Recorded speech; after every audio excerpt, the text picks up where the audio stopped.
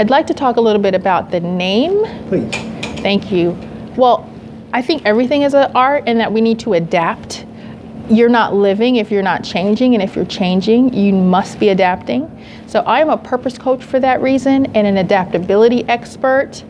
And my life degree that brought me to a place of becoming a life coach was first working at IBM, being an executive, a worldwide project delivery manager after being recruited directly out of college and then going on to get my degree in early childhood education after my child was born.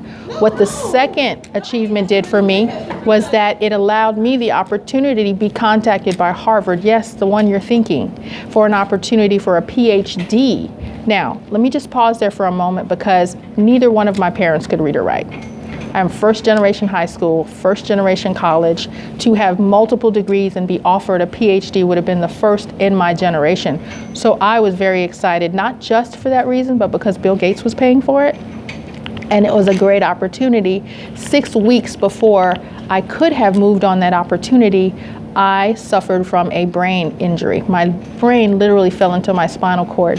I was told that I was born with a brain malformation. The condition is called Arnold-Chiari malformation. I didn't know that I had been born with a disability in that my chromosomes were broken at birth. And so I then had to go in and have brain surgery. As a result of the brain surgery, I never walked out, but I did acquire a spinal cord injury. All that to say, going from making 6 to 7 figures to owing 6 to 7 figures reminded me that disability is a business and the economics of disability was important. So this book, The Art of Adaptability, is more than just a book. It's a workbook. It's my passage. It's what happened to me for 2 years. Every single doctor's appointment I had to be talked off of a ledge because it was like my last day of life. So I realized I needed to cry for 5 minutes, pray for 10 minutes, and write for 15 minutes. So this is the culmination of those 15 minutes over a 2-year period to help newly disabled and diagnosed persons. Now, when I wrote the book, I heard a sound in my head telling me, well, you have this brain condition that very few people have. But what I realized and the answer that I received from Christ was that everyone understands pain. And if you live long enough, you will suffer and experience a disability. 4 out of 6 people either have a disability or have a direct family member, a child, a spouse, or a parent with a disability. In fact, 4 out of 6 people are about 30 to 40% of the world. We're the largest people minority group in the country. So if you believe this book is irrelevant, wait a minute, and it will become relevant. And I also tell people all the time that, are we perfect? Aren't we all flawed? Isn't there always something that we need to adapt to? And don't we need to love our neighbors and the people we work with and the people who work with us? Invisible disabilities are real. That includes everything from cancer to depression to suicide. And we have our war heroes coming home with PTSD.